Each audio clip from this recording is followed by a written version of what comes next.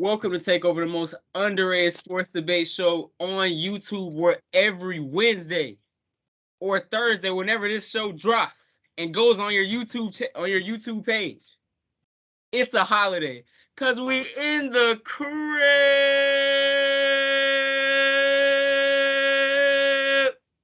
You feel me?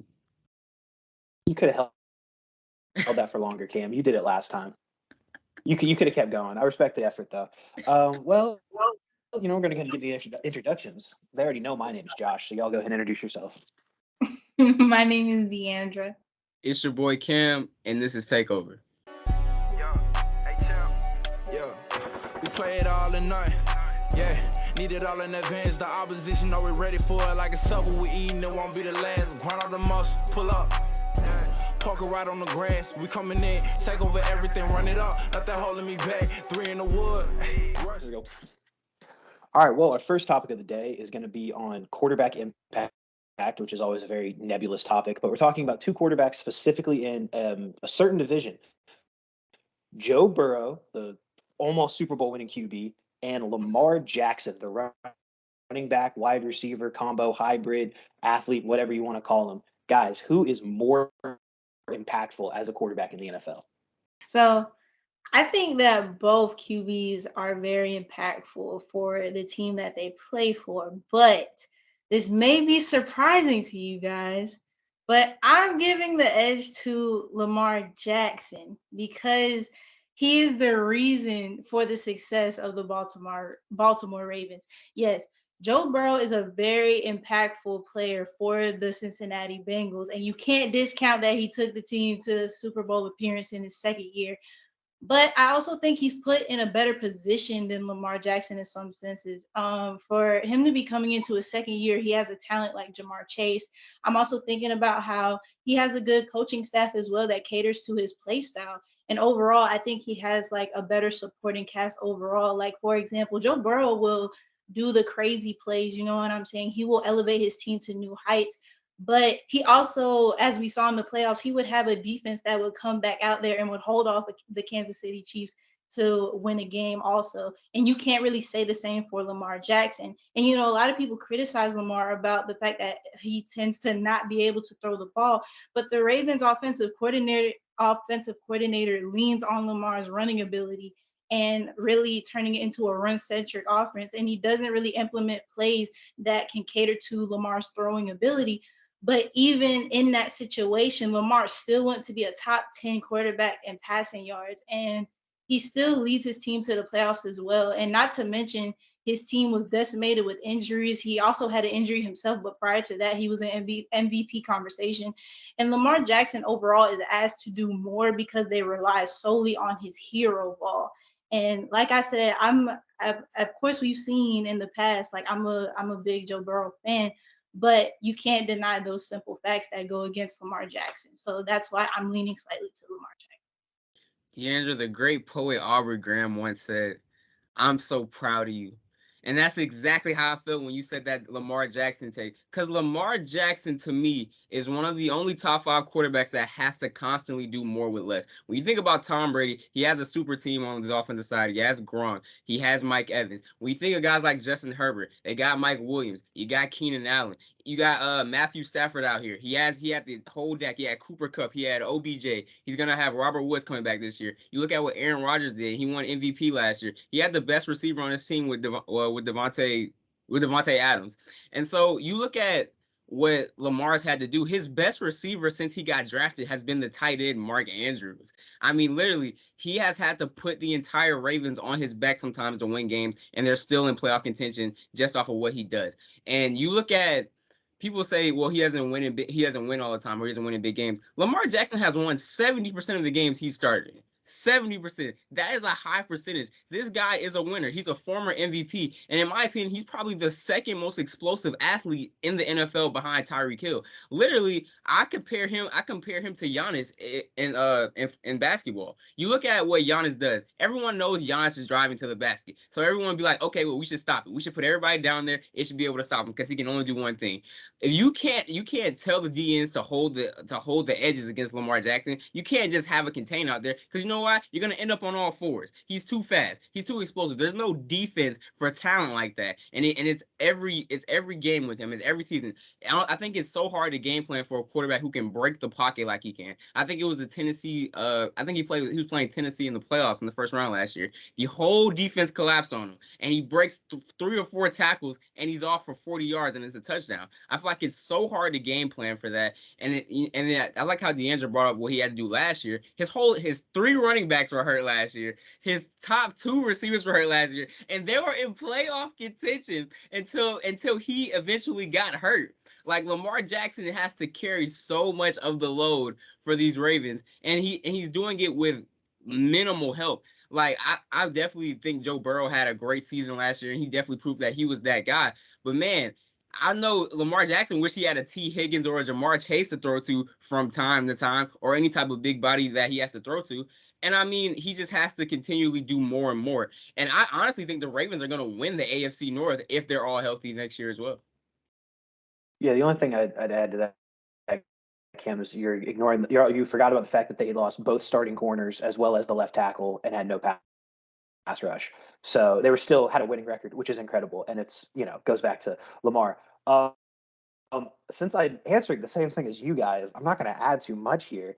The only thing I would say is you also brought up Lamar would love to have T. Higgins or Jamar Chase. He'd love to have Tyler Boyd, because that'd be better than any of the other wide receivers he's got right now. All he got is Rashad Bateman, and he wasn't even healthy last year. Had 500 yards. So the only other way, I mean, sticking with the basketball thing that y'all that Cam had brought up, Lamar to me is similar to like Steph or LeBron in that whenever they cross half court with the ball, all defensive eyes are on them. Like everything that the defense does is predicated on what they do. So when Curry crosses half court, all 10 eyeballs follow him. And the same thing with Lamar. Every time Lamar says hike, all 11 sets of eyes on the field are focused on what Lamar does, because you can't take your eyes off him, because if he drops back to pass, he can still run. And even if he says, hike, they can run an RPO, and he can run himself. So you have to account for him at all times. Meanwhile, with Joe Burrow, if he's dropping back to pass, you'll live with him scrambling, because he's not necessarily going to kill you too often. You don't have to run a contain with Joe Burrow. He's good enough at moving the pocket, and he's good at getting out and extending plays. But Lamar Jackson can get out and run for 40 yards. So that's why I would say that Lamar's more impactful, because everything that Baltimore does is predicated on his abilities, both as a passer and a runner. And yeah, I mean, it's quite simple. Dang, Josh and DeAndre, I definitely would have bet money that y'all both would have said Joe Burrow today. I'm very surprised in both of y'all answers, to be perfectly honest with y'all. I'm just, it's crazy. Sometimes I'm full of surprise. I mean, you just like I said, you can't deny what Joe Burrow did in his second year, but you also can't deny the disadvantages that go against Lamar Jackson. That's fact. And so switching on to college football, the NIL, I think Josh's favorite topic so far of the summer is definitely the NIL. He can't stop texting me about it. So we've seen the beef. We've seen Jimbo and Nick go at it over these NIL deals. We've seen players get paid over. We've seen players go into that transfer portal and want to jump out. So guys, is the NIL good for college football? Well, there's so many levels to college football that it's hard to give a definitive answer. It's definitely good for the players, because a lot of these players are now getting paid what they're worth. So you're seeing guys, get $1 million NIL deals because they're stars. But the issue I'm seeing is that a lot of guys, like, they're paying high school recruits $500K a year, and they haven't played a down of college football. And while that's good for the player in the moment, I don't know how good that is for college football, because now it doesn't really change the status quo. The deepest pockets are going to get the best team. Alabama spends $55 million a year on their football program, and once they get a collective together, which is people that are signing a majority of these prospects to NIL deals, they're just more people are going to come down Alabama. I know Nick Saban is trying to put out the whole, Jimbo bought all those players, and that's terrible. Nick Saban was saying that at an Alabama businessman conference. He was just trying to nudge them in the direction of, hey, Jimbo's doing it. Y'all should do it too. So it's right now it looks great, but like first of all, I think it'll even out. I don't think that all these deals are going to remain there, but I think eventually, it's not going to change any of the status quo. Alabama, Ohio State, Georgia, all those the power teams that are already at the top are going to stay at the top because they've gotten there because they've adapted to the different way that college football is.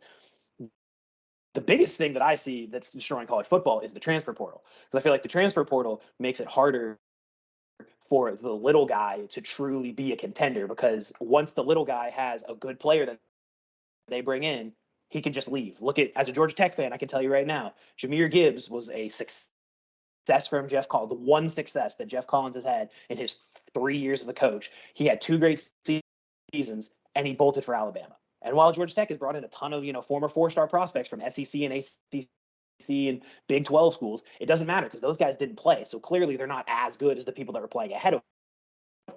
So it really is just making it to where these Power 5 and then mid-tier Power 5 and a group of 5 schools are really just like going to become feeding grounds to the Power 5 teams. So I don't really I don't I like what the transfer portal does, but I also think it's going to hurt college football as a whole. I don't think it's going to actually help with parity, because we've seen so many different people, if they play well at a smaller school, they transfer up to a bigger school. And so these smaller schools have to subside on getting their mid-tier recruits that they always got and the rejects of the Power 5 schools.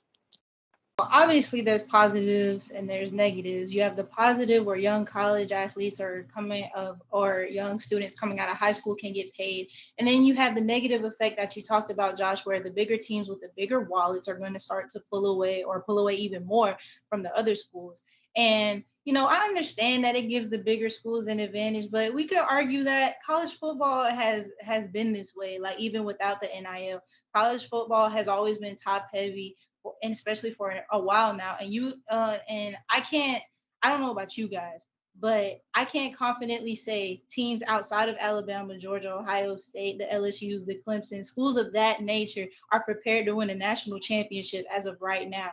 So, and the NIL doesn't necessarily apply to every college athlete either. I think it really just applies to the top 5, like 5-star recruits. So like a Division II player isn't going to get paid what other top a 5-star recruit is going to get paid. So they're not going to get paid like millions of dollars. So I don't think it affects every athlete.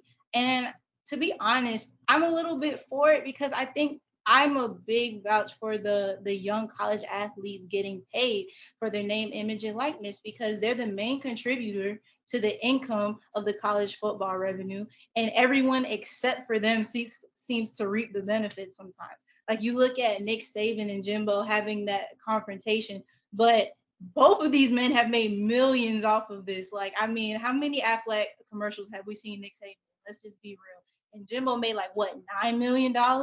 So I find it, and over the whole existence of college football, I find it very hard to believe that some of these coaches or some of these organizations haven't paid off some people. I find that very hard to believe. So I believe that the NIL is beneficial. I think it needs structure. I think it needs rules, and I think it needs boundaries. Maybe hire some people to do more of the legwork behind the scenes. But I definitely believe it could be beneficial in some senses. I agree with you guys that the athletes should be getting paid, but I think if we're just looking at college football just as a game, just what's on the field, this can become very messy, and I think it's gonna turn out bad in the future, because I think college football right now is becoming a complete bidding war for players. You guys Josh, you always talk about I hate watching it. It's always the same 4 teams. Now it's forever going to be all the same 4 teams, because all the 5 stars are going to get paid to come to Alabama, Texas A&M, Ohio State, Clemson. It's going to consistently be whoever has the most money, especially out there in California too. I wouldn't be surprised if USC jumped in this mix, and especially in Texas because it's an oil-rich state. So it's gonna be a conundrum of all players going, because if you're the 5-star player, and a school offers you free school, why would you take free school when Alabama's offering you $400K to play? Like, why would you take that? You would take the money, and everyone's gonna start taking the money. And honestly, I feel like it's bad for the players who are already in the program.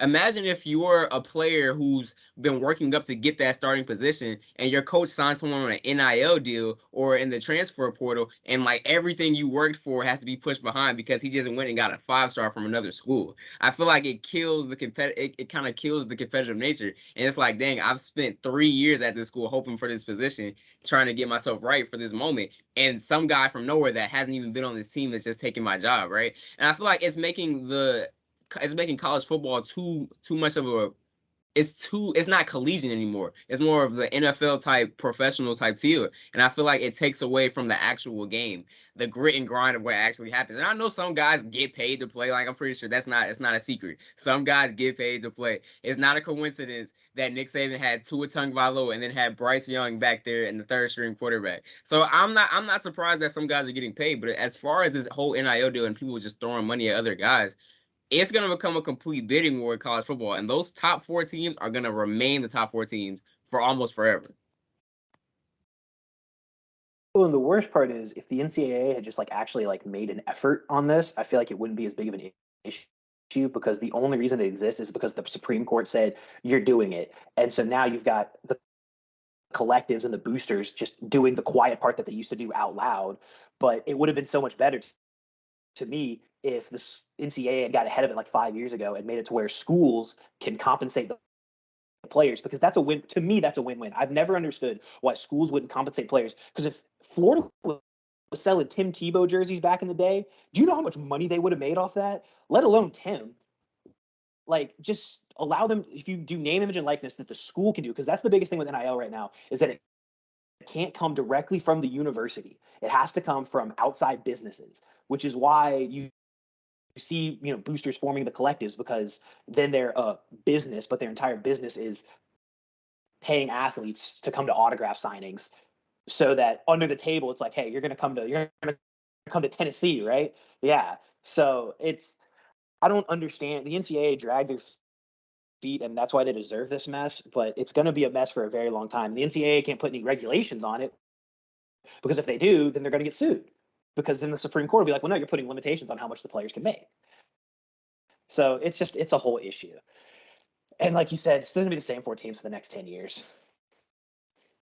It may be the same 4 teams, but I'm telling y'all, I know y'all might not watch a lot of Alabama football, but y'all going to want to tune in October 8th. I'm trying to tell you, when Texas A&M comes into Tuscaloosa, it might be the game of the year because of the smoke. I'm telling y'all. Either that or Saban's going to smoke them by 4 touchdowns, and we're going to be like, all right, well, all that money for nothing, Jimbo. All that money for nothing. I just thought it was funny how Nick Saban and Jimbo just like argued and threw shots at each other, but at the end of the conversation, they both said the same exact thing, and they thought this had the same opinion on it. I just thought that was funny. Well, the best part is Lane Kiffin's been trolling everybody this entire NIL time, and like nobody's saying anything to him. Because it's Lane. Lane is crazy. But that's gonna wrap up our episode. Do you guys have anything to say? All I'm saying is Trey didn't go down 3-0. Trey didn't go down 3-0. I'll leave it at that. Anyways, like the video, subscribe to the channel. Make sure you leave us your takes, you guys. We want to reply to you. We want to have conversation with you, and we want to reply. So leave us your takes. And to finish off, Trey only didn't go down 3-0 because Kyle Lowry got hurt personally in that game. But it's okay, Jai. We'll let you live. I'm not talking about the Heat series. I'm talking about when we played the eventual champion Milwaukee Bucks. I'm saying you would have went down 3-0. We would have taken it 7. You would have went down 3-0 though. You would have went down 3-0. Kyle would have been out there flopping and flying around and climbing under people's legs and jumping on their backs, all for the foul. That's gonna wrap up this episode. It's gonna be a whole 20-minute segment after this. So Takeover out. See you guys next time. Hey, champ. Yeah, we play it all in night. Yeah, need it all in advance. The opposition know we're ready for it. Like a supper we eating, it won't be the last. Grind all the muscle, pull up. Yeah. Parker right on the grass. We coming in, take over everything, run it up. Nothing holding me back. 3 in the wood, rushing. I don't like Dutch, don't even matter, you know I'm a face. And when I roll a paper, I like to go double. Run up a check, flip a W, make it an M. I need